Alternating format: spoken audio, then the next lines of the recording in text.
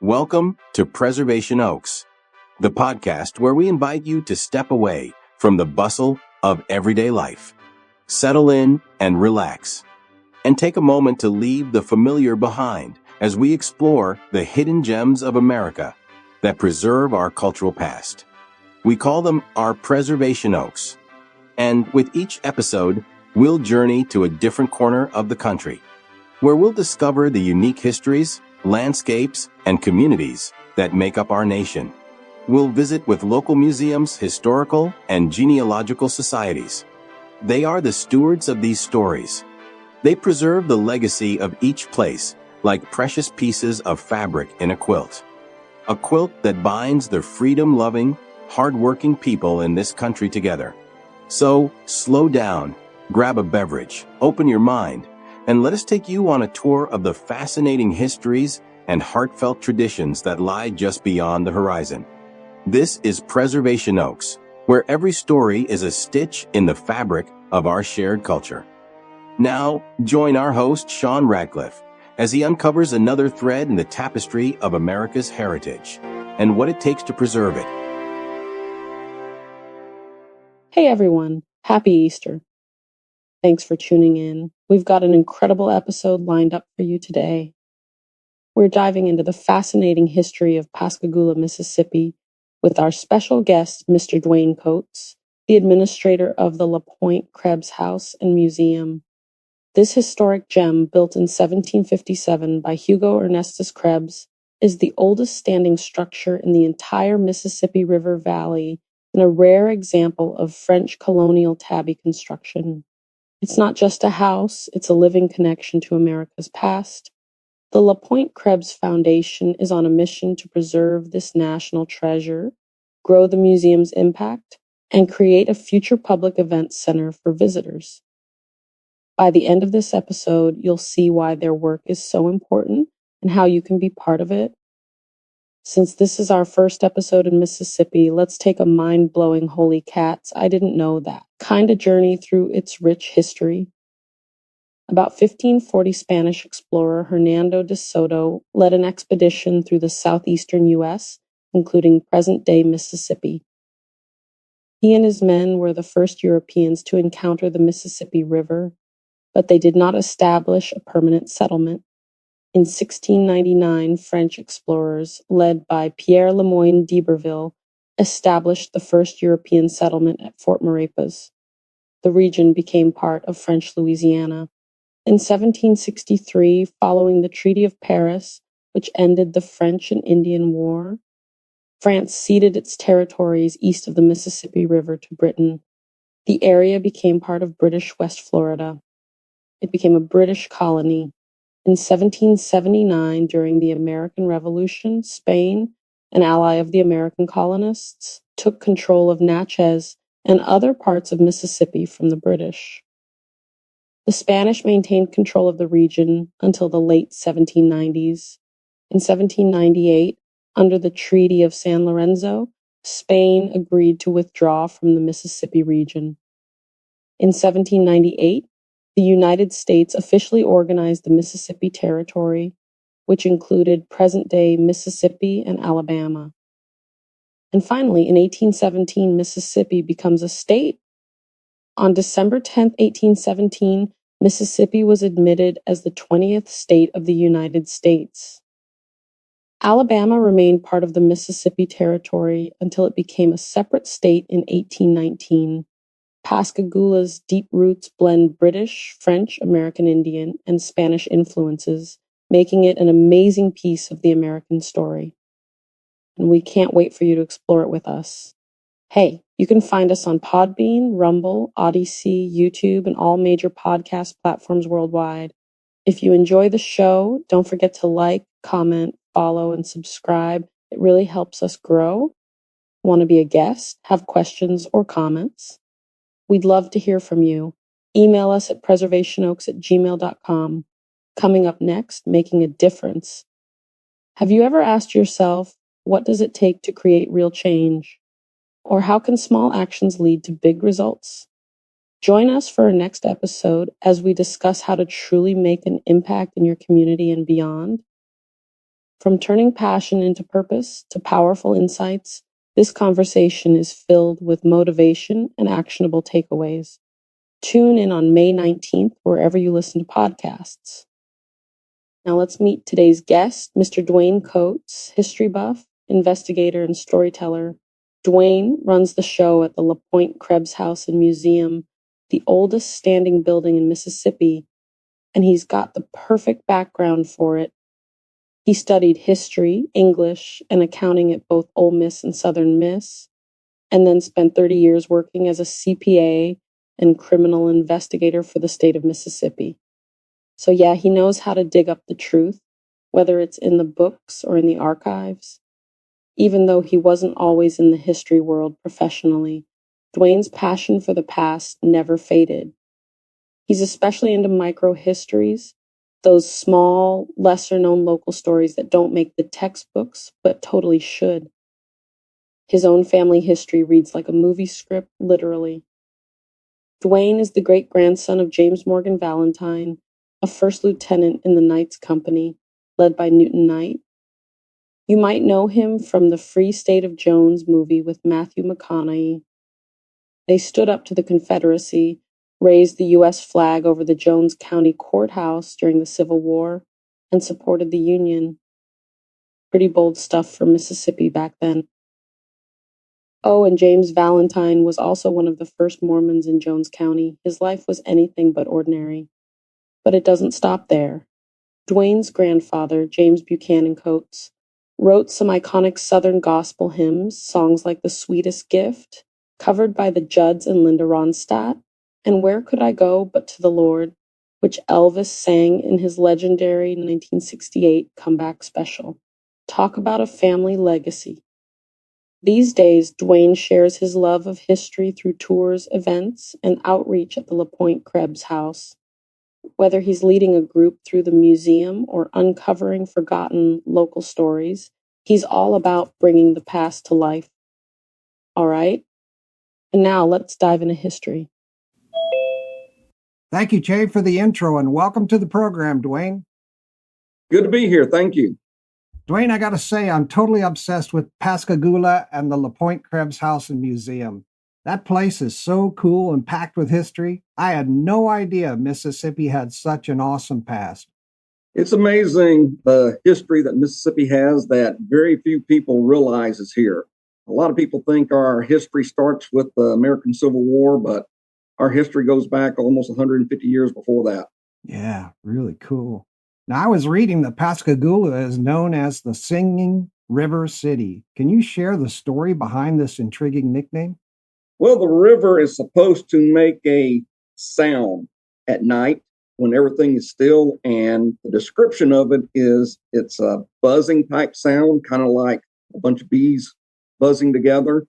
Now, I've never heard it, and I personally have not met anybody who claims to have heard it, but the story on how this came to be is it's four variations of basically the same story, but the first person to mention it was Governor Perrier in 1727, and he wrote in 1539 a Catholic priest came and visited the local natives who were worshiping a mermaid that lived in the river. Oh. And they had a carved figure of the mermaid, and the priest was talking to them and trying to convert them. And that night, supposedly, the mermaid appeared in a water spout in the middle of the river and enticed the Native Americans to come into the river and drown themselves rather than being converted. And after that happened, the priest left downhearted and feeling guilty that he had wiped out an entire Native American village. And supposedly, if Catholic priests will come and place a crucifix in the river on Christmas Eve at midnight, then the souls of the Native Americans will be redeemed. And the next mention of this legend came in 1848 by William Baxter, who wrote The Mysterious Music. Now, in his version, there was a Biloxi warrior named Altama who was in love with a Pascagoula princess named Enola. And they fell in love together and ran off. And what's kind of unusual about this version of it is that most of the people around here are used to the story that the Biloxi Indians were the aggressors and the Pascagoula Indians were the pacifists. But in this particular legend, which is basically the first published mention of the legend, it was the Pascagoula tribe that attacked the Biloxi Indians. And the Biloxi Indians were the ones that went into the river and killed themselves.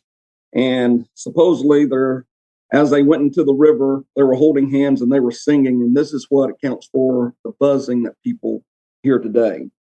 And then there's been a couple other changes. Another variation of it was the Biloxi Indians attacking the Pascagoula Indians, but the names were different. And then last was 1953. Cyril Kane, in his 4 Centuries on the Pascagoula, he published the legend that is most familiarly known around here today, which is that Altama was the Biloxi warrior, and he fell in love with Enola, who was the Pascagoula princess. And the Biloxi Indians came to attack the Pascagoula tribe. And since they were pacifists, they decided that they weren't going to fight, that they wouldn't be any match. So they all held hands and they all went into the river and committed suicide. And as they were going in, they were singing. And that's the legend that is most known today. Wow. Locally. Sort of like a Romeo and Juliet kind of thing, right? Yeah, it is. But, I found this really interesting is that I came across a reference to a river in Florida, the Manatee River. And it's actually called the Singing River. And it supposedly makes the same sound that the Pascagoula River makes, a buzzing sound. I'll be darned. I wonder if it's just all the mosquitoes. Nobody seems to know. Now, there's a Department of Wildlife and Fisheries. They have a theory that it might be a type of drum that the locals call croakers, that they make a little croaking noise, which is where they get their name from. And so they have a theory that, that's what's causing the noise, but nobody really knows. I'll be darned. That's a pretty cool heritage. It is. The Pointe-Krebs House is scientifically recognized as the oldest standing structure in Mississippi. What are some of the unique architectural features that have helped it withstand the test of time? Well, it's interesting. The house was built in 3 stages. Now, originally, everybody thought since the land was originally granted to Joseph Simon de la Pointe that he was the builder. But with the scientific dating to 1757, we know that Hugo Krebs was the person who owned the property and therefore would have been the one that built the house. And it was built in 3 stages. The 1757 section is what is between the 2 chimneys as you look at it today. And it was built of mainly tabby concrete. And the tabby concrete, what they did, they burnt the oyster shells. And the oyster shells got really hot around 2,000 degrees. And this changed their chemical composition and turned it into quicklime. And then what they did, they gathered up their quicklime, added sand and water, and then instead of gravel, they added more oyster shells. They mixed together and got their concrete. And they used forms that were about 15 inches high by about 15 inches wide. And that's what they filled in, and that's what they made their walls with. And of course, as one section hardened, they took form and set it down on top of the previous section for the next section. And it takes about 6 weeks to 2 months for each of those sections to harden. And so that original 2-room section of the house probably took 12 months to 14 months to be completed. Wow. And it's solid. That was the original 2-room section. They added on the East Room in 1770, and they continued to use tabby concrete. But when they got to the very last section up at the top, they switched to a method called bussillage. And on the bussillage, it's a framework system. They frame it up, and then they went and got river clay, and they mixed Spanish moss in with the river clay, and that's what they packed in between the timbers. And on the majority of the house, they redded the Spanish moss to get the outer coating off of it. And so when you look at it, those fibers are black. And, pretty much they look like hair. But the wall that separates the main room from the East Room, for whatever reason, they didn't do that. They just mixed it. They just took it straight from the tree and mixed it in with the clay. And you can tell the difference. It looks different. It's got different color. And you can tell that, that Spanish moss was just taken straight off the trees. And then the 1790 room was added on. That's the west room, and it was made strictly with the bousillage method. And so it was built in 3 stages, but the section that Hugo Krebs built is, when you look at the house today, it's the section that's between the 2 chimneys. How do people learn all this stuff? You know, like, who would think you're gonna heat up oyster shells to create quicklime or lime to mix with sand in order to create a concrete? This kind of stuff has always fascinated me, and the way people use what they have locally. You know, I'm reminded of that statement from Jurassic Park where they say life finds a way. And that's what people do. They find a way to do it regardless of where they're at and what they've got. I think it's so amazing. I really do. I don't know what intelligence these people had, but I mean, they were pretty smart to be doing these things. Oh, they absolutely were. And, you know, sometimes, you know, it makes me think it's like the old cartoons we used to see where the light bulb went off of somebody's head. Oh, yeah. Because, I mean, I wouldn't have thought of all that. I wouldn't have either. I would have just ate the oysters, thrown the shells away. I wouldn't have sat there and go, you know, if I heat this to 2,000 degrees. Well, I probably wouldn't even thought about opening an oyster shell to see what was in it. I probably would have just thought it was a rock and thrown it. Now, what does it feel like to be the caretaker of such a vital piece of history? Oh, it is. It's really an honor. I mean, when you think about the first section of the house is built in 1757, so that's 19 years before the American Revolution. And you just think about how many things that has transpired in this country since then, and all the wars, all the technological advances, and this house went through all of it. This house saw all of it. And to think that not only was it built in 1757, but family descendants lived in the house up until the late 1930s. So people lived in it for almost 200 years. Wow. And it's still standing. And it is just an honor and a privilege to be able to take care of something that's lasted that long, that has touched so many people's lives, and has, I mean, just think about how many people slept in that house over a 200-year period. It's an honor. Yeah, amazing. You do a good job at it from everything I've read. The farm originally, I don't know how many acres you have in the property today, but I would imagine, and tell me if I'm wrong, that it was a big farm at one time and then now it's a littler space? It was. We have 4 acres now. We're really not sure exactly how large the land grant, you know, that Joseph Simone de la Pointe was given, because, you know, they always mention, you know, things that goes from this creek to this tree and things like that. So when your topography changes and trees get cut down and things like that, you know, it's kind of hard to really know exactly where that was. But we think that was probably pretty much all of today's Pascagoula, which is a very large area when you think about it. And we have 4 acres now. Of course, you know, after LaPointe, he went to France and left it to 2 of his children. And then those 2 children, in turn, you know, they started dividing the property up between all their children. And eventually it gets down to not very much. Right. Then they left it in the 1930s. Yes. Yeah. And they didn't leave it voluntarily. They lost it to a tax sale. Oh. And it was purchased by the Ford family. And the Ford family, they had the insight to donate it to Jackson County with the provision that Jackson County would maintain it. And if they ever stopped taking care of it, then the property would revert back to the family. And so that's when, you know, like I said, that was in the late 30s. And then 1950, Jackson County signed a 50-year lease with the Jackson County Genealogical and Historical Society. And they were the ones that actually started the museum. And the museum was actually in the house itself. And it was originally called the Old Spanish Fort Museum because for some reason, the place has been called Old Spanish Fort since before 1900. And we really don't know how that got started because it was never a fort and it was never Spanish. Huh. But people were calling it that, and it's been called that for well over 100 years now. Wow. They still call it that in the area? All the local people do. Oh, be darned. Huh. Yeah, that'd be interesting to know how that started. Now, I saw that Pascagoula has a rich shipbuilding history. How has It this does. industry shaped the community over the years?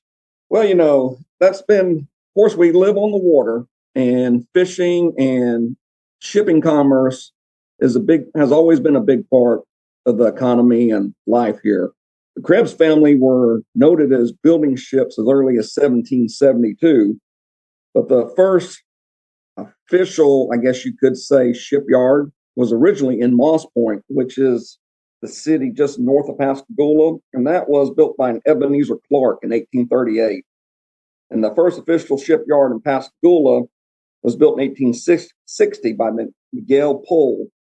Now, there's always been these little family type shipyards, where people built their own boats for their own personal uses, and, maybe one or two here, that was sold and was done on a contract basis for people. So, you've had those little type shipyards, all up and down the river and along the coast. But in 1938, Ingalls Shipbuilding started. And in 1940, they launched the Exchequer, which was the world's first totally welded ship.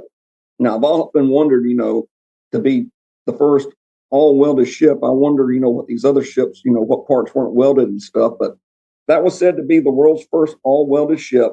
And then World War II came, and Ingalls Shipbuilding was fortunate to get government contracts to help with the war effort. And that continued after World War II. And that has progressed where they are the state of Mississippi's largest private employer now. Oh, cool. Shipbuilding has been a big part of the local community. Now, last time I was on the Gulf Coast, I guess it's called the Gulf of America now, I went through Mississippi and I went down to Fort Walton Beach, Florida, actually. And when I was in Mississippi, I was hitchhiking.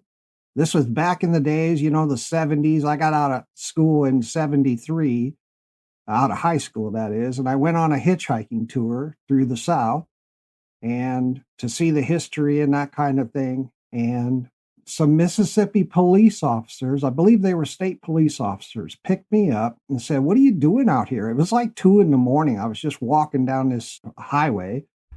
And they picked me up and said, "What are you doing out here?" And we talked for a while, and they said, "We'll take you back to the freeway," because evidently it was illegal to hitchhike on the road I was on.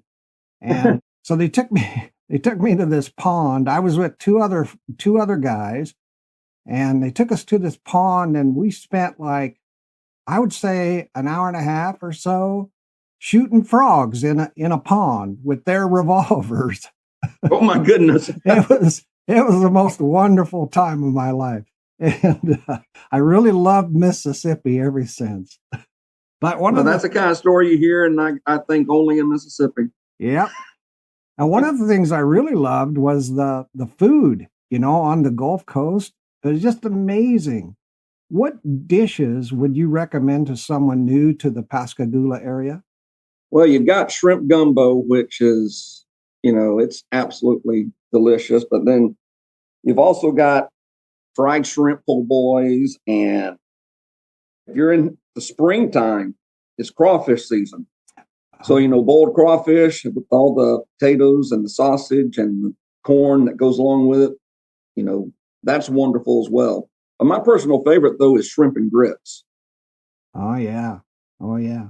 I had grits for the first time down in Mississippi, and it was a wonderful experience.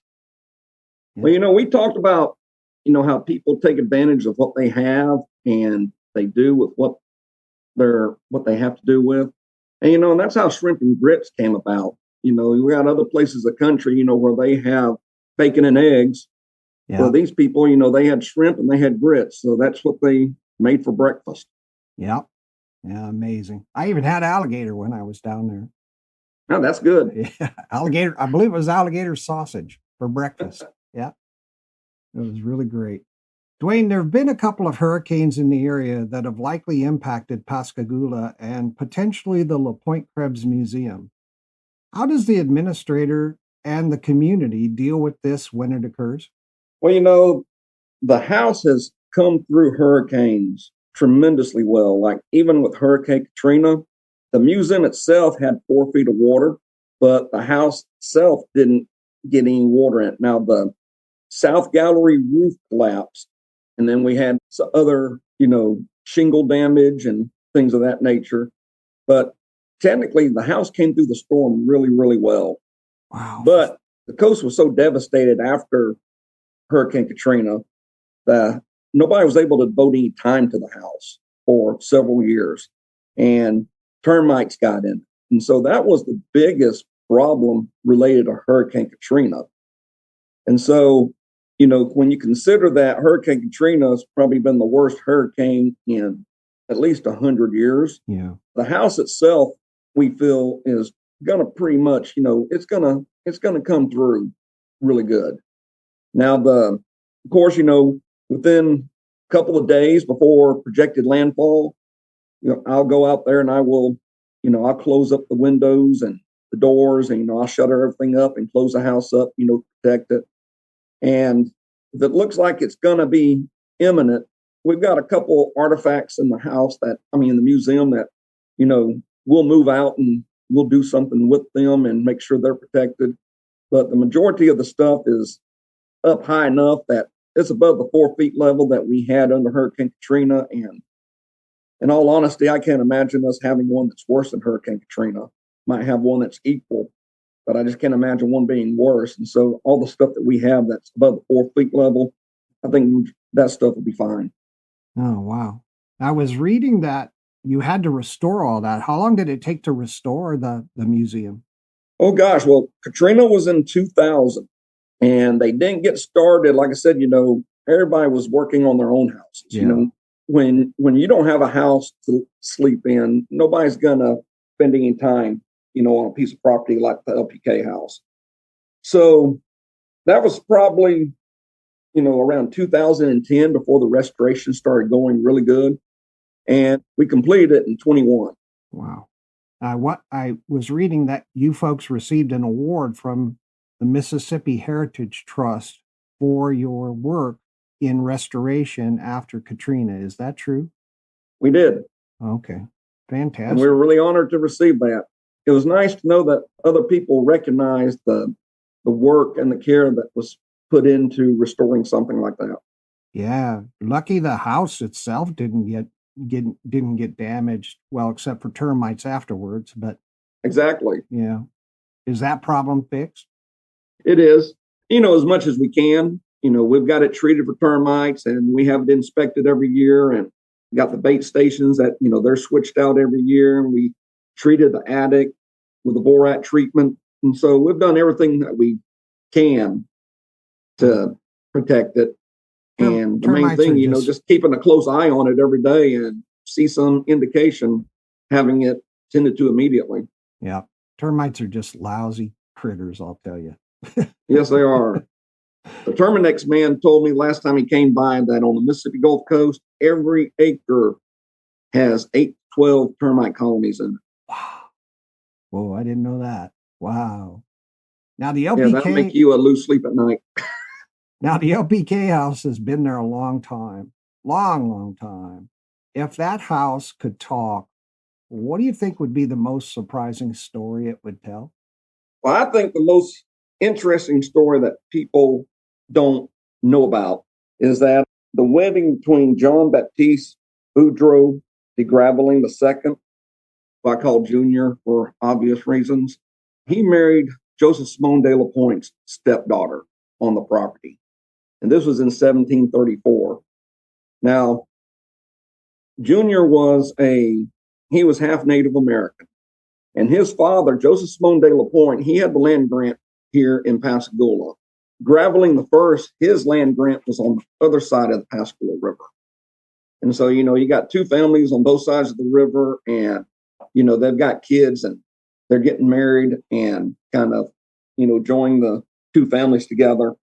But he was the he was one of the, and the marriage took place on the property where we're at. Nice. So, that's kind of amazing. But he was always one of the types that, he skirted the law.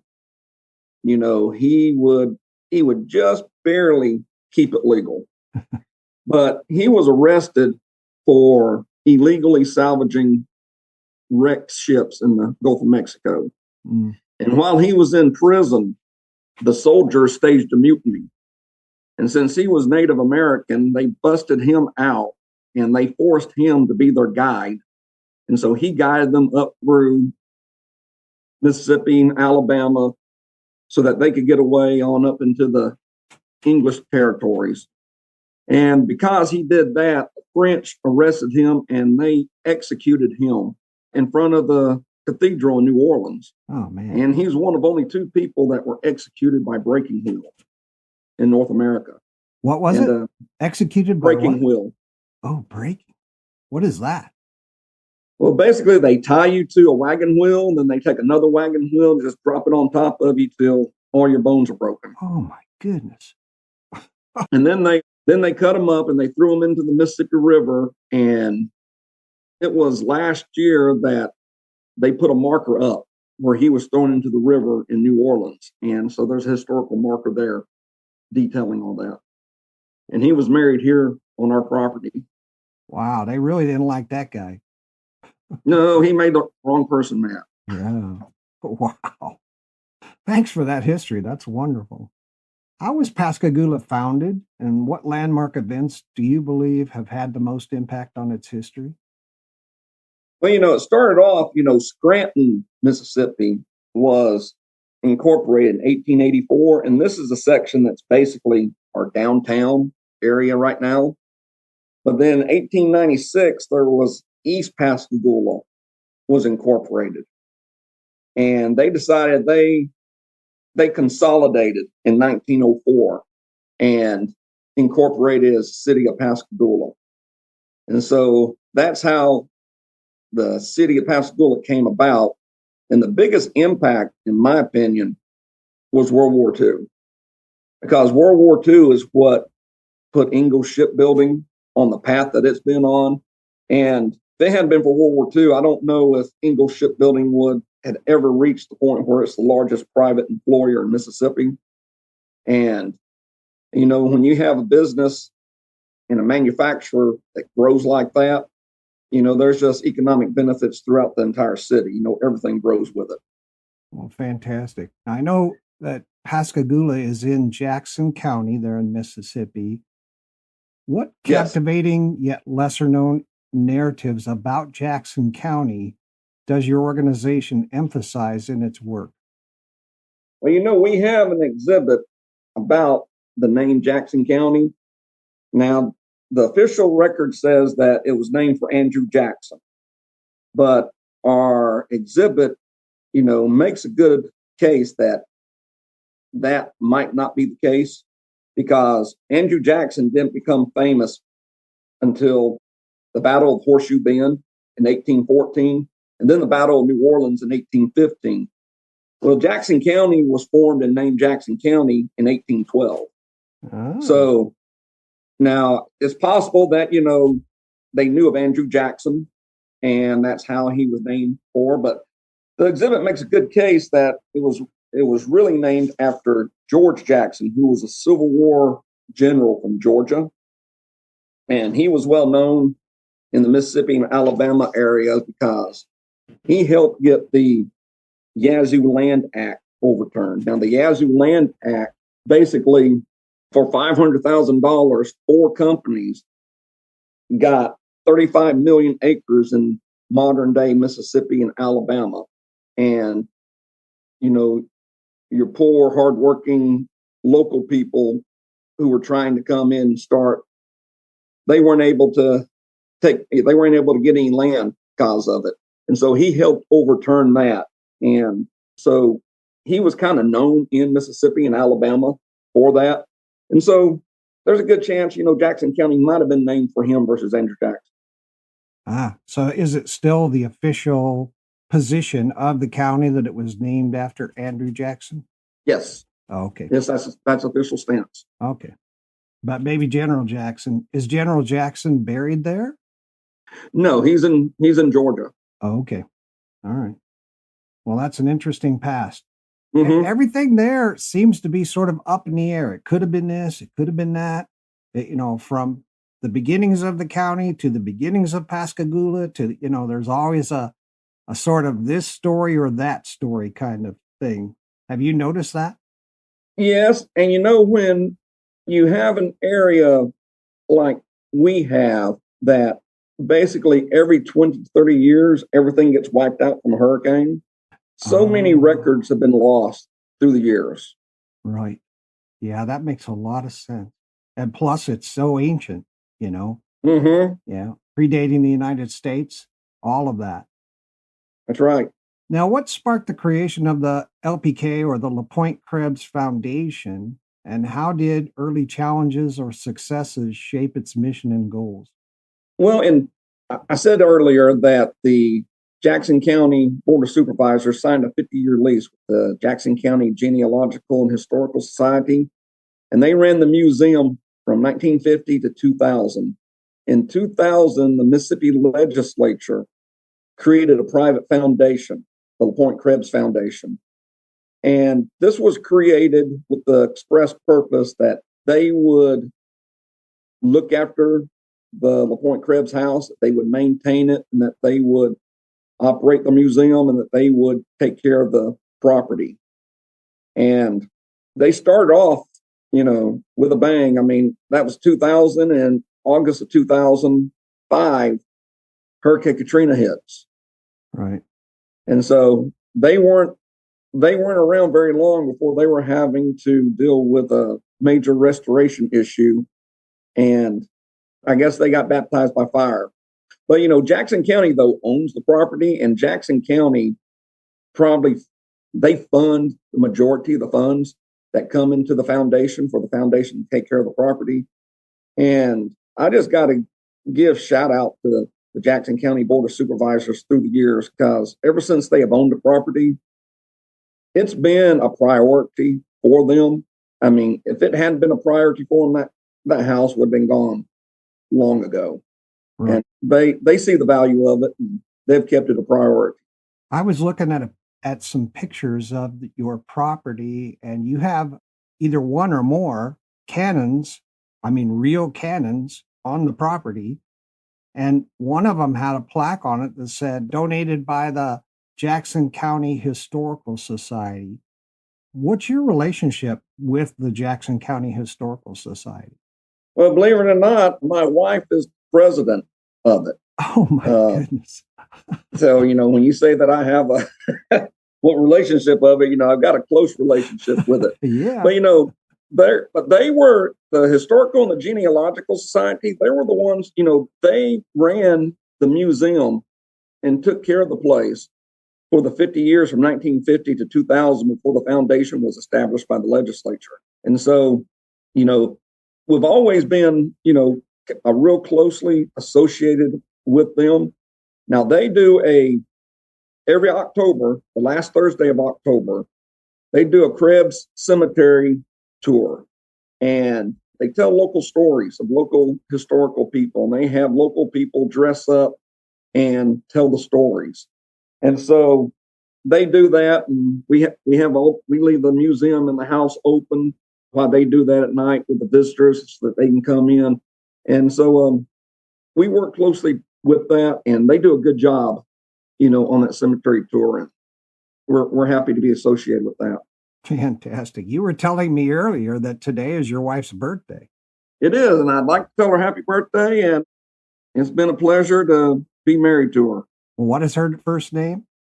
Her name's Michelle. Michelle, happy birthday. This is Sean Thomas Radcliffe, and happy birthday to you from Preservation Oaks Podcast. All right. Glad we did that. Yes. Dwayne, it's time for a break for a few minutes. Yep. So let's go, and can't wait to get back and continue the discussion. Listeners, we'll be right back after these important messages. There's a lot of things to do and see all year round at the Pointe-Krebs House and Museum. Please join and make a family visit to the museum. There's picnic tables for families to come and enjoy their time on the property free of charge. We'll see you in a few.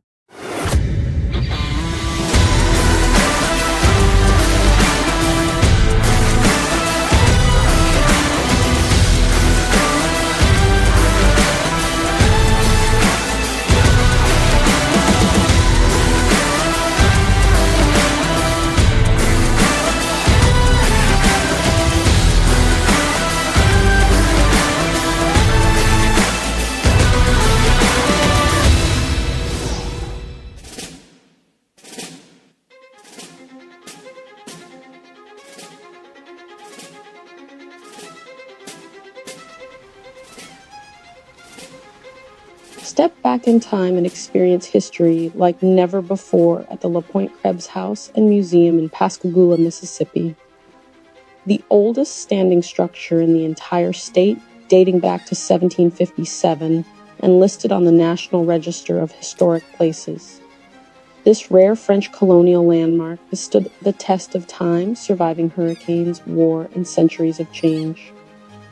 Originally built as a French fort, it later became home to early settlers who helped shape the Gulf Coast. Inside the museum, explore artifacts from Native American cultures, French explorers, and early American pioneers. Witness the incredible tabby concrete walls made from oyster shells and sand, just like they were over 260 years ago. And if you love a good ghost story, visitors have reported strange noises, mysterious shadows, and whispers from the past.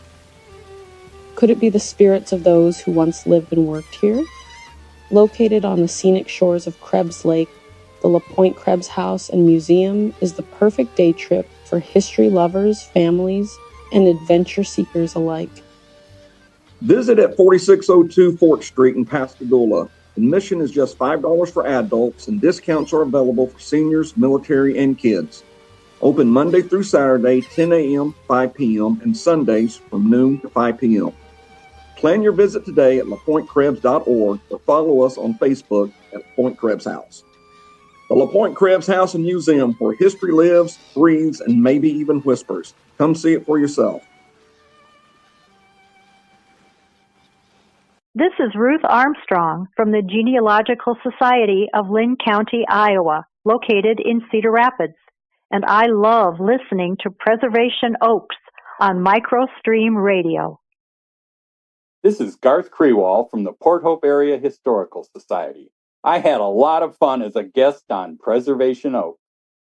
This is Amber Colbert, the administrator of Clark County Museum in Henderson, Nevada, and you're listening to Preservation Oaks. Bored? Yearning to hear something new? Well, you're about to be satisfied. Picture this. An episode of the Preservation Oaks podcast from Hawaii, where you'll learn about a hidden temple and bathing complex used by the Queen and the royal family themselves. Just dripping with intrigue and history. That's all covered in episode 2 with Dr. Paul Brennan. Now, try to think about something else. Can't, right? Well, you don't have to, because Preservation Oaks is available anytime at preservationoaks.podbean.com or wherever you get your podcasts. We appreciate it very much when you like, subscribe, or follow us to hear every satisfying episode. And now, back to Preservation Oaks.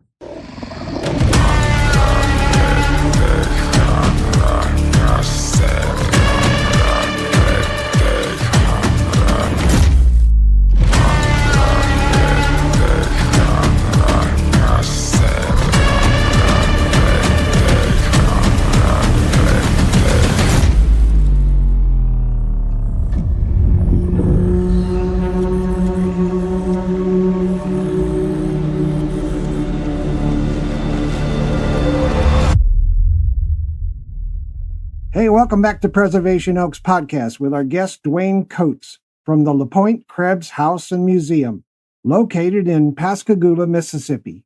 Dwayne, I'd like to provide listeners with the contact information for the organization.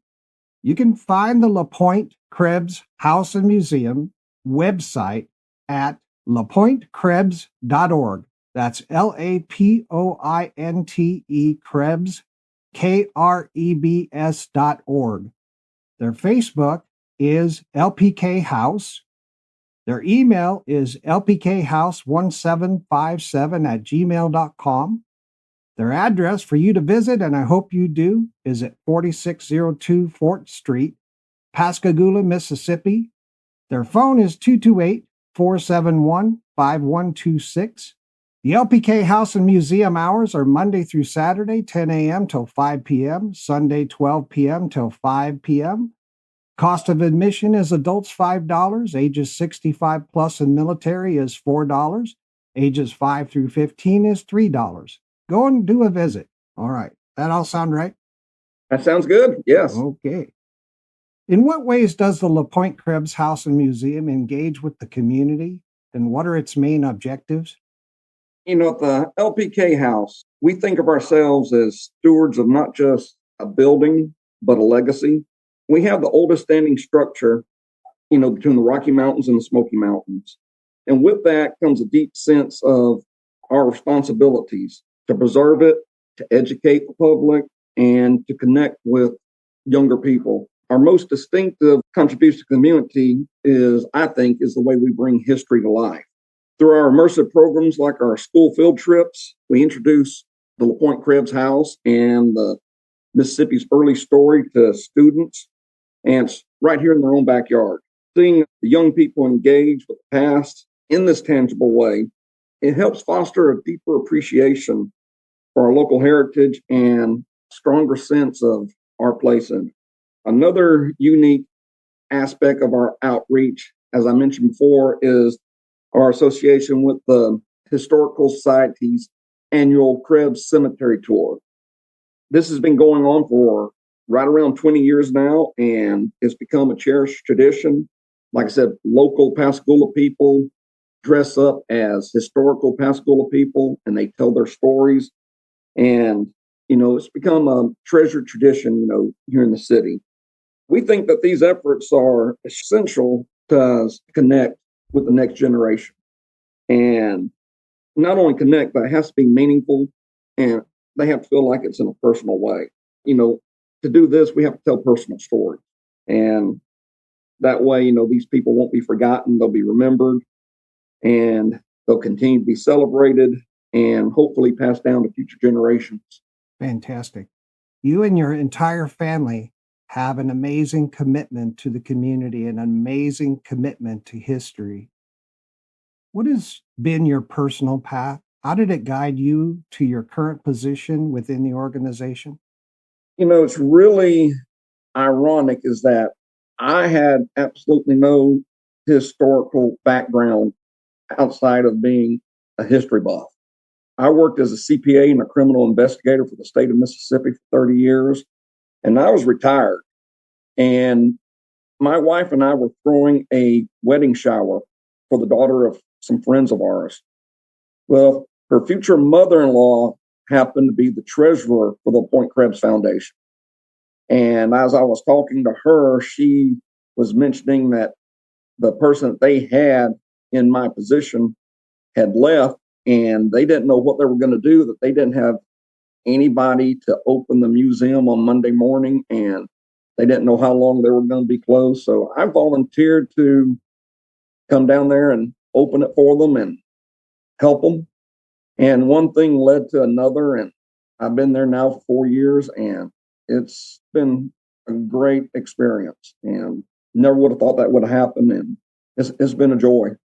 Isn't life funny like that? It is. Yeah, amazing. Are there any upcoming events or exhibitions that you think the community will find particularly engaging? Well, besides the cemetery tour in October, annually we do we call it Christmas at La Pointe. We have a Christmas celebration, which is free to the public. We invite them to come in.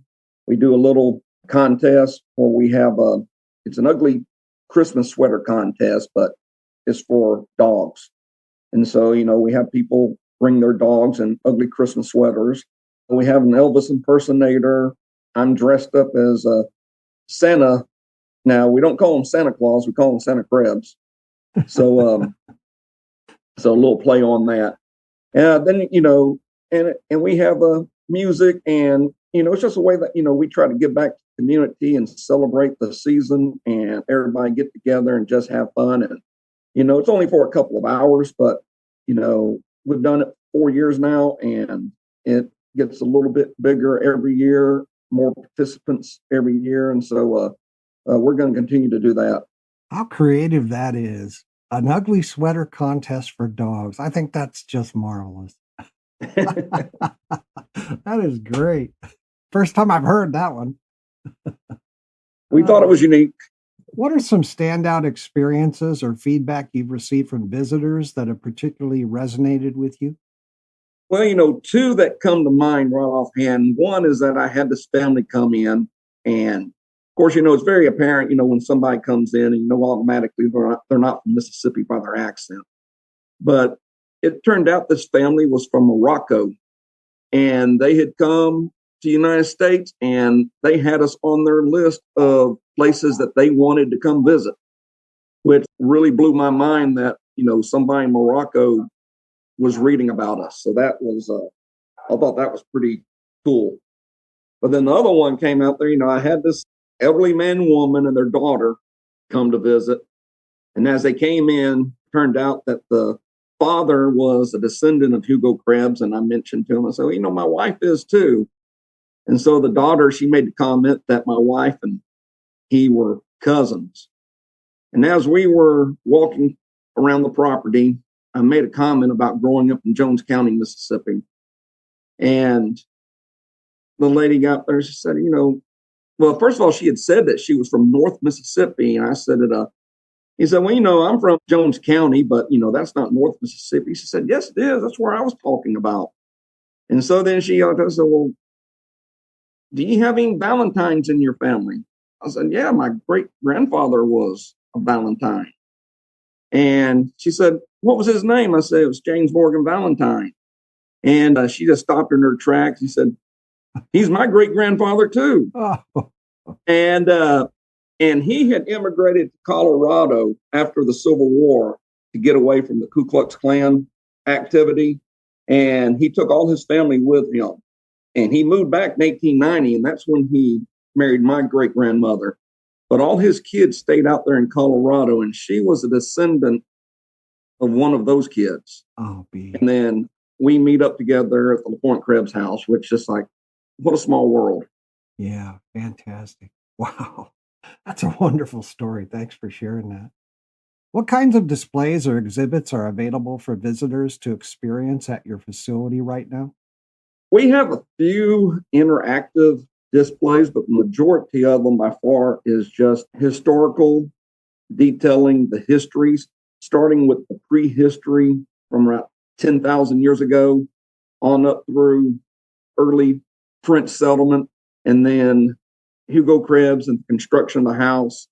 And then it goes on through Jackson County and Gulf Coast history on up to present. And we've got several displays. We've got several works of Native American pottery that was excavated throughout Jackson County. Some came from our 4 acres, but the rest came from all over Jackson County. And there's one interesting piece that I just love because it's a bowl, but it's a duck. On one side of the bowl is the duck's head, on the other side is the tail, and then on the sides are the wings, which is just a really unique piece. We've got some artwork that people made in the 1800s using human hair. And we've got a pair of pants that were worn by one of the Krebs descendants during the Civil War. And so we've got a variety of items on display detailing the history of the Gulf Coast, or this local area of the Gulf Coast. You've got that human hair. That's DNA. That could be cloned in the future. I'm serious. It may happen, It might. Those hair things were really popular back in the day. They were. And that was the first one I'd ever seen. I'd read about them, but that was the first one I'd ever seen. I interviewed an organization that has some of Abraham Lincoln's hair. Oh, wow. Yeah, absolutely. We can clone Abraham Lincoln sometime in the future. Amazing. Now, can you highlight any recent restoration efforts or preservation projects for your exhibits? The latest restoration was completed in 21, and that restoration took the house back to the way it would look in 1820, because 1820 was when all the major architectural changes had been completed. By 1820, they'd added on all the galleries, chimneys were in their final positions. They'd added a wooden floor over the concrete floor and raised it twice. And so everything had been, by 1820, all the major changes had been finished. And so that restoration effort took it back to the way it would have looked. Now we're currently in the process of adding on to the museum, and we're raising the funds for that. And it's going to double the size of the museum. And it's not necessarily going to increase our exhibit size, but it's going to provide us with an area where people can hold meetings, where people can have luncheons if they want to. It's going to have a kitchen. It's going to have commercial grade restrooms. And we have requests all the time, people interested in having birthday parties or having a wedding on the property. And we just don't have the amenities to be able to accommodate. And so we've been having to tell them no. And so with this new addition, we'll be able to accommodate that. Wow. Yeah, that's wonderful. It's a wonderful plan. When are you planning to build? Well, we've gotten the plans from the architects. So I think they've been resubmitted to the architect for a couple of changes. And so that will be finalized. And so it's just a matter, we're waiting on the word from the state legislature, and we've gotten some donations. And so we're well on the way. Wow. So hopefully within the next 3 years, we'll have it finished. And because you're in a hurricane prone area, does that increase the cost of building? Oh, it does, because, you just can't pour a slab and put something on there, because of the flood elevation, it has to be raised up 3 feet from what you normally would. So, yeah, definitely it increases the cost. Yeah. You've got to put that new addition on like pylons or something? Yes. I'm not sure exactly what the plans are calling for, but when you look at the museum and you see the slab, the addition is going to be 3 feet higher from where the floor of the museum is. And so there's going to, we're going to have a handicap lift, to get people from the current level to the new level. Yeah, amazing. Well, it's going to be fantastic. Just think of that, what that's going to mean for the community. Wow. Oh, I know. Wow. And like I say, people can hold their wedding showers and baby showers, weddings, and civic clubs can meet there if they wanted to. So it's going to be available for people. Yeah, great. Thank you for letting us know that. Dwayne, in an emergency, if you had to evacuate the building, what items would you prioritize saving? The 2 items that would be prioritized. We have a desk. It was given to Charles Rene Krebs, who was Hugo Krebs' grandson.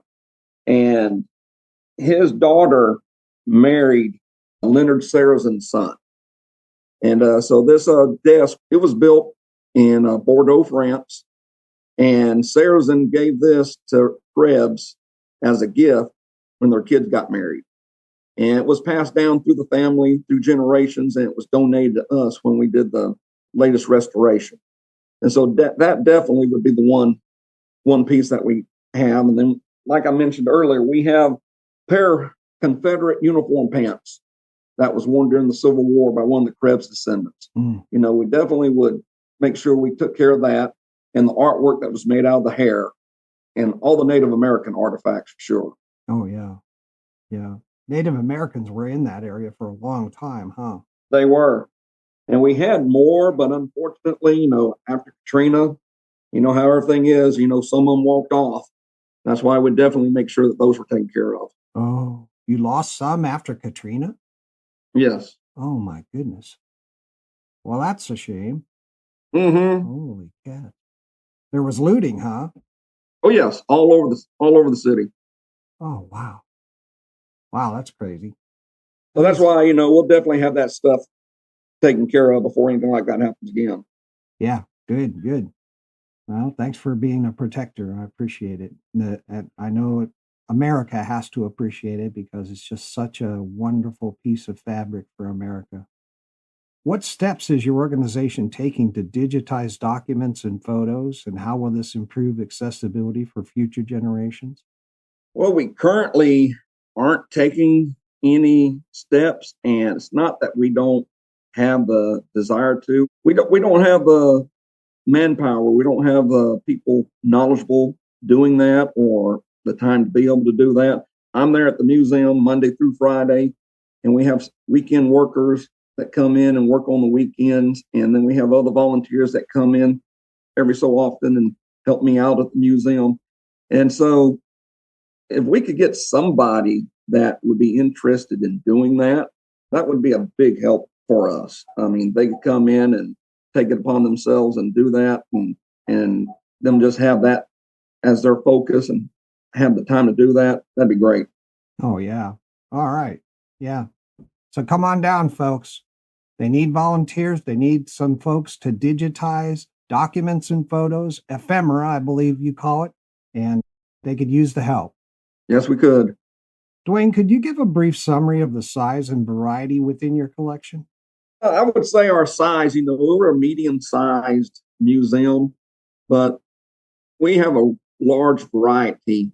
Like I said, the museum started in 1950, and so they have collected things by people donating items to them throughout the years that they've managed to hold on. So we've got items that we start like the Native American artifacts. We have a replica of Hugo Krebs's cotton gin, which Bernard Romans noted in his journal in 1772, and which was almost 20 years before Eli Whitney got famous with his. So we have a replica of that, and we have all sorts of things. Like I said, we mentioned the artwork that was made out of hair. We've got dolls that were used by kids. We've got tools. We've got a section on household items. Like, it's the only place I've ever seen that had a push broom made with corn shucks. And so, that's a really cool piece, I think. And so, we have a large variety of items in a small place. Fantastic. And they can see that push broom when they come to Yes. visit? Because I've never heard of that either. That's very interesting. Now, what tools or software does your organization rely on for cataloging and managing its collection? We have kept up with it thus far in Microsoft Excel. So we have a spreadsheet with all the items listed and cataloged on that. We do use Access to keep up with our visitors and where they're from and the dates, and compile reports each month on our total number of visitors. So we use Access for that. Okay, cool. Thank you for that. Is there an initiative to add an online search feature for your collections, and how would this improve public accessibility? Similar to the digitizing, not at present, but it's the same kind of issue. There's not anybody with know-how on how to do that. If somebody would be interested in volunteering and helping us with that, we would love to add that feature to our website. Okay, fantastic. Yep. There's lots of people out there with those skills. Just need to get one down to you. Exactly. We'd love it. Now, can you tell us about the funding sources? You mentioned that you receive governmental funding for your organization, and also what financial goals you're working toward this year? Well, we receive the majority of our money from Jackson County. So as part of when the legislature created the Pointe-Krebs Foundation, they set forth a memorandum of understanding. And so Jackson County was supposed, since it's county-owned property, Jackson County is required to provide the majority of the funds for us. The city of Pascagoula was required to give us some, not as much as Pascagoula, but the city of Pascagoula does provide some. And then we have a couple of fundraisers that we do every year in order to raise money.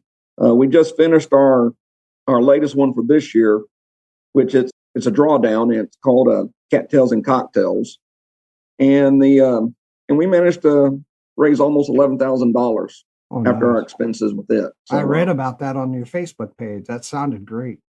Mm-hmm. Now, as far as our funding goals, we know how much that we're getting, and so we're trying to watch our pennies, and so we're trying not to spend any more than we have to in order to put as much money as we can back to this latest edition that we're trying to get. Yeah, that makes a lot of sense. A lot of sense. You're focused on that. That's going to be so great for the community. Now, you've mentioned some of the fundraising initiatives that are available.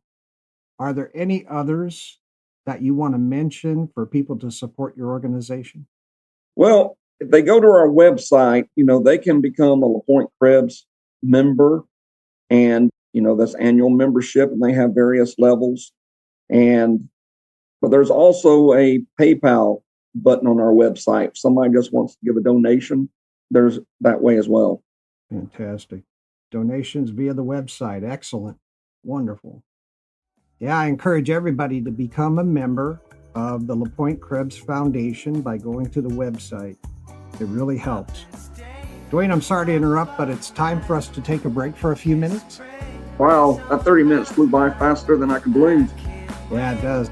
Listeners, we'll be right back after these important messages about how fantastic it is to have this historic property right in the heart of Pascagoula for the community to enjoy and support.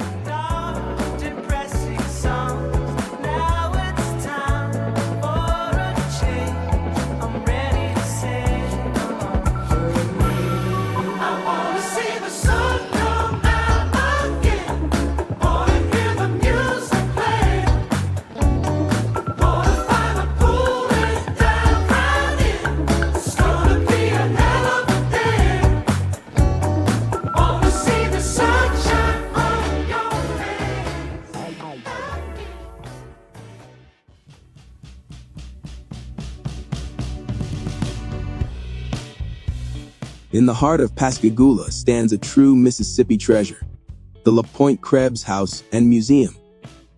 Built in 1757, it's the oldest surviving structure in the state, a piece of the community's living history. But this isn't just a house, it's a connection to the past.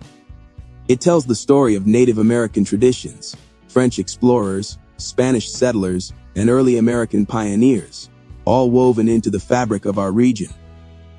Through ongoing preservation efforts, archaeological discoveries, and community programs, the Pointe-Krebs House and Museum is dedicated to keeping history alive for future generations. But they can't do it alone. Support local history by visiting, donating, or volunteering. Every tour, every event, every contribution helps protect this national treasure. From school field trips to family outings, from ghost tours to hands-on history lessons, there's something for everyone at the Pointe-Krebs House and Museum. Visit at 4602 4th Street in Pascagoula. Admission is just $5 for adults with discounts for seniors, military, and children. We're open Monday through Saturday from 10 to 5 and Sundays from noon to 5. Find out more at lapointekrebs.org or follow us on Facebook at Pointe-Krebs House. The Pointe-Krebs House and Museum, preserving our history, celebrating our heritage, and bringing our community together. Be part of the story. In the afternoon, when things slow down, when you're wondering what to do, let's go! Go bowling!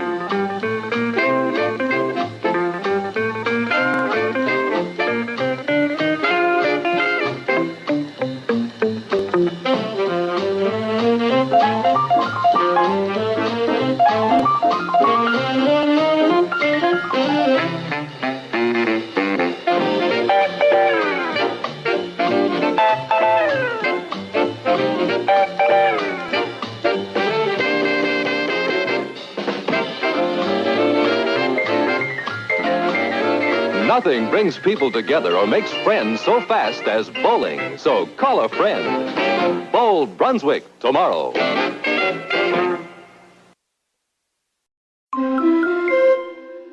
And now, here's a little nugget for you. Unraveling stories one era at a time. Think of history as a giant ball of yarn. messy, tangled, and occasionally chewed by a cat. Join us at the Historical Society or Museum and help unravel these stories before they get lost in the attic.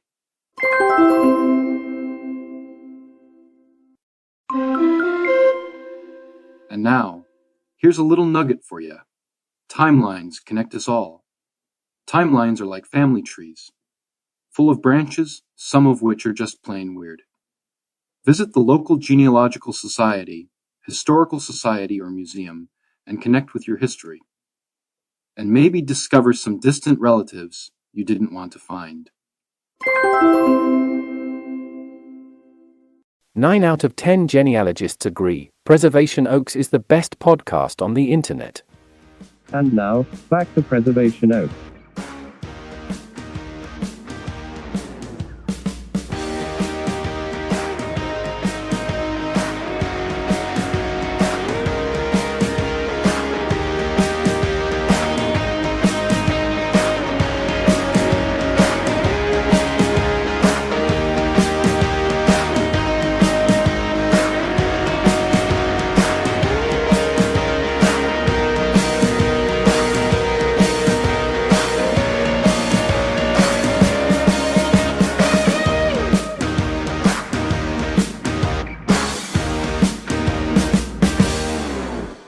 Welcome back to Preservation Oaks. I'm your host, Sean Radcliffe, and we're here today with Dwayne Coats from the Pointe-Krebs House and Museum located in Pascagoula, Mississippi. Dwayne, I'm learning so much. Thank you and welcome back. Sean, thank you for letting me talk about the Pointe-Krebs House and Museum. I'm glad to be here. You bet. Dwayne, what partnerships do you have with local schools to help teach students about the area's history? We're available for field trips, and we were doing a lot of field trips prior to COVID, and COVID really did a number, and we've been struggling, trying to get those field trips coming back. And it's not so much that the schools have been reluctant to bring their students here, but we're having a hard time finding people to volunteer to help with the field trips. When you have 100+ kids out there, it takes quite a few people to help put that on. And unfortunately, the people that were committed prior to COVID, they're older and have moved on. And so we could really use, if anybody's interested in helping with field trips, again, we would love to have you. We could use you. And the schools would really appreciate it, because the schools are more than willing for us to be able to bring kids out there for the field trips. It's time for that next generation of retired teachers to come in and help us. Yeah. A lot of them really love to do that. We would love to have them. Does your organization have a newsletter? If you're a member, become a member on our website. We're supposed to do a quarterly newsletter, but I told you what my background was. And so a newsletter is something that I just don't know how to put together a newsletter. I would love for somebody to come teach me, help me do this. That would be great, because we haven't been able to really do that in a couple of years now. Okay, got it. So you need volunteers for digitization, newsletter, updating our website to make it more interactive. Right. Yeah. Okay. All right. So listen up, Pascagoula. Listen up, Jackson County. They need some help. Please come on down. And you need people for the interaction with education schools, right? Yes. Yeah. That's number 4. Okay, great. Thank you for mentioning all of those. Does your organization host an annual awards event? And what is its purpose or focus? I mentioned our last fundraiser, which was the Cattails and Cocktails Drawdown. When we have those fundraisers, which is once a year, we give an award out to the Volunteer of the Year. And so we do that in conjunction with the event, and we elect somebody, that's been helping us and should be honored, and we honor them in front of everybody at those events. Oh, nice. Yeah, that's great. It's always good to recognize your volunteers. Yes, it is. Anytime you can just pat somebody on the back, it just picks them up and gets them more dedicated. Yep, you bet. What methods does your organization use to keep the community informed about important progress and achievements? That's mainly our Facebook page. And so anything that's coming up, we post it there and ask everybody to like it and to share it. In what ways does your organization work alongside other historical and museum organizations in the area? We have a couple of museums. We got the Audubon Society in Moss Point. We have the Maritime Museum here in Pascagoula. We got the Walter Anderson Museum in Ocean Springs. And we tell customers about each other and have people come in, they've been told about us, and I recommend, these other places to those customers as well. And we also participate every year in the Gulf Coast Historical and Cultural Exposition that they hold every May in Biloxi. And all these different historical genealogical societies and museums and stuff, they all get together and have displays and put on programs. And so we participate in that every year as well. Oh, fantastic. Sounds like you're well and truly integrated into the community. Now, folks, I'd like to provide listeners with the contact information for the organization. Once again, you can find their website at lapointekrebs.org.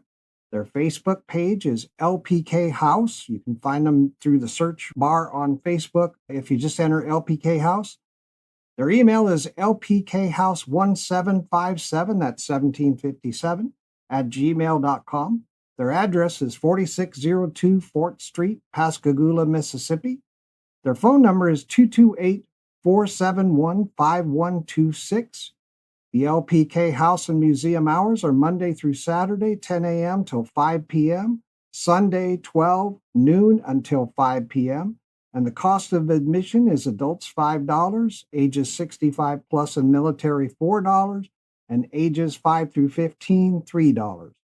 Now, Dwayne, what resources and interactive features are available for visitors to explore on your organization's website? They can go on, and we've got a bunch of information on the history of the house and the architecture and the different ways that the house is constructed, and as well as photos and things like that. Now, we do have, if people will Google us, they can go through Google and they can take a 360-degree tour of the entire property if they'll go through Google. We have that available. Yeah, and that is very cool. Absolutely. I really enjoyed that. Dwayne, what initiatives is your organization implementing to engage or highlight the history of Black residents of Jackson County? We have an exhibit. It's the Aunt Dicey exhibit. And Aunt Dicey had a really interesting story. She was born in Columbus, Mississippi in 1820, and she was married to Irvin, and her name was Cecilia McDaniel. And she and her husband were freed when the Civil War ended in 1865. And they became really good business people here in Pascagoula.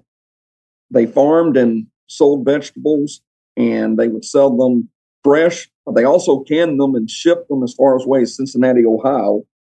And she was also the local midwife. She also would shuck oysters at one of the fish houses locally.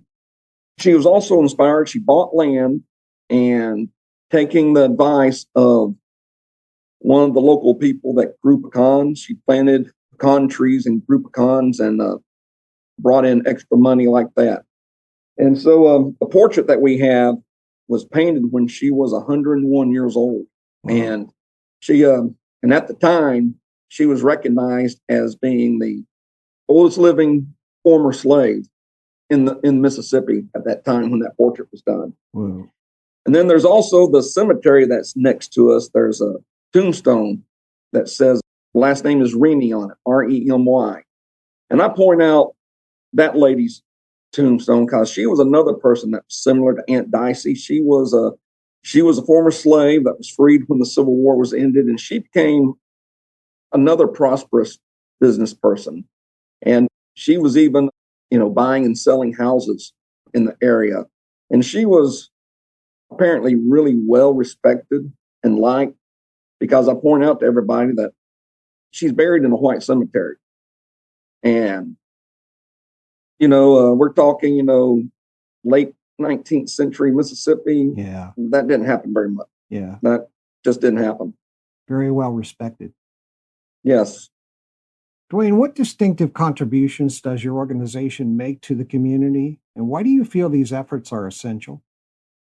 Well, like I was talking earlier, not only are we taking care of a house, but we're also taking care of a legacy. And the legacy is the history here in Pascagoula, Mississippi, that we're reaching out to make it real and make it interesting and make these young people aware that this history is right here in their backyard, that you wouldn't believe the people around here that don't even realize, the Pointe-Krebs House is here.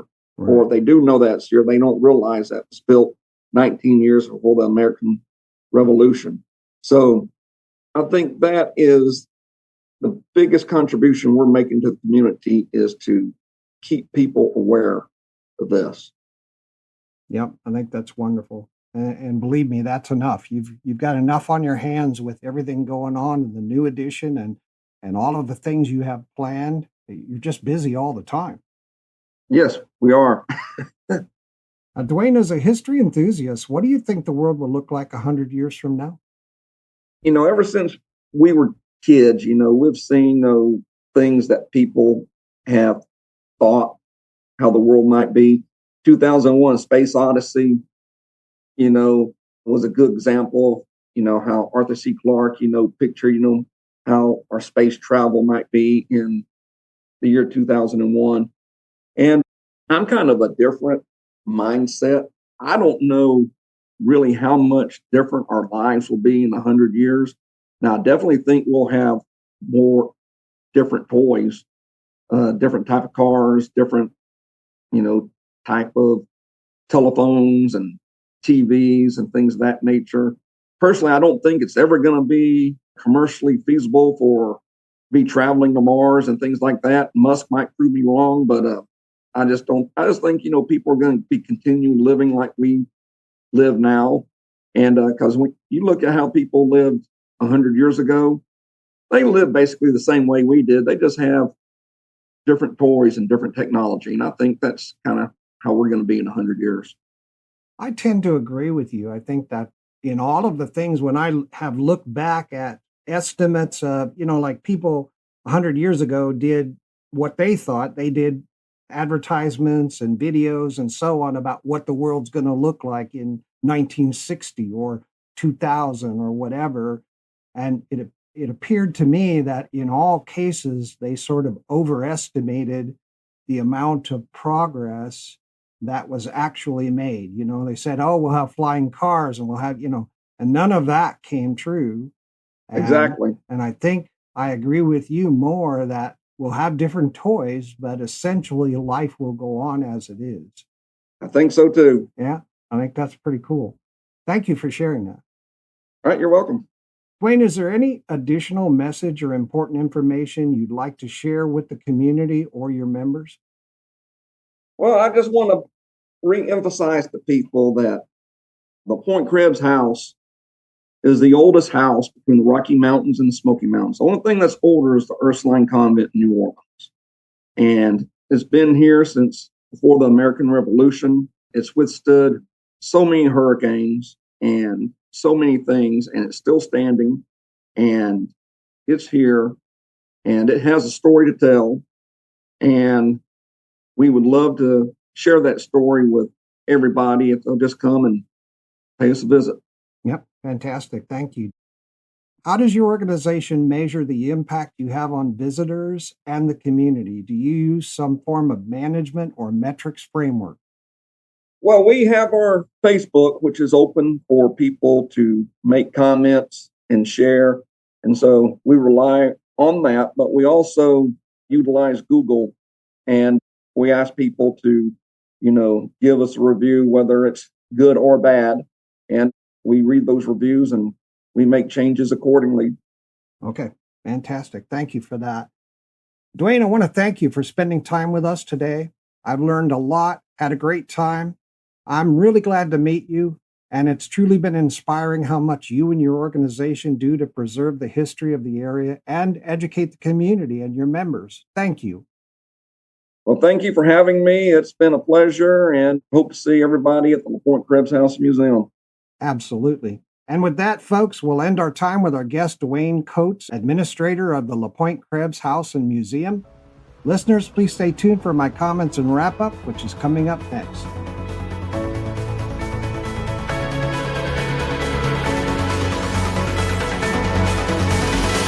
Around in my tight dress, I'm feeling myself, got them all looking down at. Just look at me, I don't need to be like that. Everywhere I go, collateral effect. All the boys say I'm a little salty, but they kinda like it when I get a little ballsy. Gotta level up, gotta get naughty, gotta let them leave when my next gets called. Let's go! Dancing around in my tight dress, I'm feeling myself, got them all looking down at. Just look at me, I don't need to be like that. Everywhere I go, collateral effect. All the boys say I'm a little salty, but they kinda like it when I get a little ballsy. Gotta level up, gotta get naughty, gotta let them leave when my next gets called.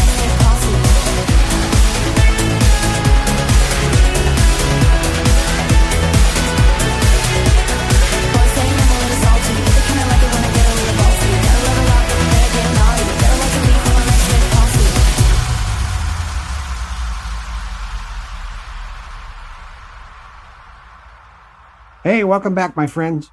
All right, we're wrapping up another deeply enriching episode of Preservation Oaks, our first from the great state of Mississippi. Today, we had the tremendous honor of speaking with Mr. Dwayne Coats, the administrator of the Pointe-Krebs House and Museum, nestled in beautiful Pascagoula, Mississippi. Operated by the Pointe-Krebs Foundation, this extraordinary institution is more than just a historic site. It's a living, breathing monument to the roots of our nation and the enduring spirit of the Gulf Coast community. Dwayne is one of those rare individuals whose passion for history, deep knowledge, and genuine heart for storytelling make time seem to melt away. With humility and a twinkle of humor, he brought Pascagoula's past to life, sharing stories that span centuries and cultures. From Native American legends like the haunting tale of the Singing River to the scientific marvel of French colonial architecture made from oyster shell-based tabby concrete, he painted a vivid picture of the past and showed us just how much we still have to learn from it. We learned about Dwayne's own remarkable family history. His great-grandfather, James Morgan Valentine, served under Newton Knight in the famed Free State of Jones. If that sounds familiar, it's because Matthew McConaughey brought that story to the silver screen. His grandfather, James Buchanan Coats, even contributed to America's gospel music legacy with beloved hymns covered by Elvis Presley and Linda Ronstadt. It's no surprise that Dwayne, with such roots, has dedicated himself to preserving stories that matter. As for the Pointe-Krebs Foundation, its accomplishments are truly inspiring.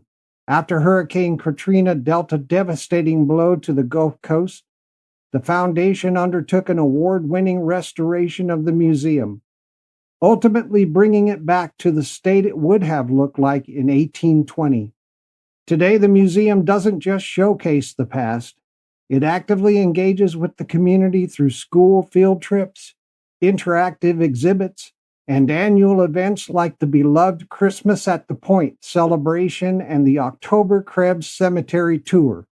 They've even been featured on a virtual 360 tour with Google, so people all around the world can explore this hidden gem. Yet, like many institutions dedicated to preserving history, the Pointe-Krebs Foundation needs your help to thrive. If you felt moved by today's stories, here are some meaningful ways you can contribute. Retired educators, your experience is golden. The foundation needs folks like you to help reestablish and run school field trips, reconnecting young minds with their local history in fun and engaging ways.